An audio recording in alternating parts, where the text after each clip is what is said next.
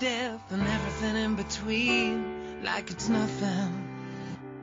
And the words are easy. You talk about me, you talk about you, and everything I do, like it's something that needs repeating.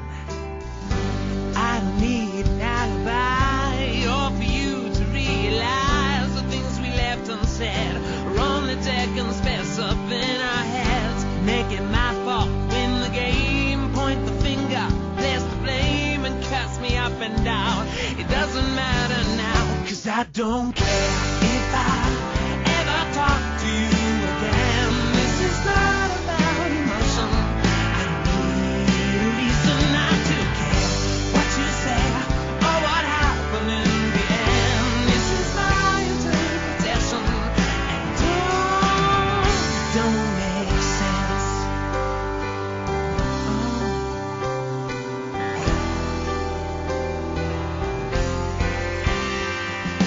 First 2 weeks turn into 10. I hold my breath and wonder when it'll happen. Does it really matter if half of what you said is true and half of what I didn't do could be different?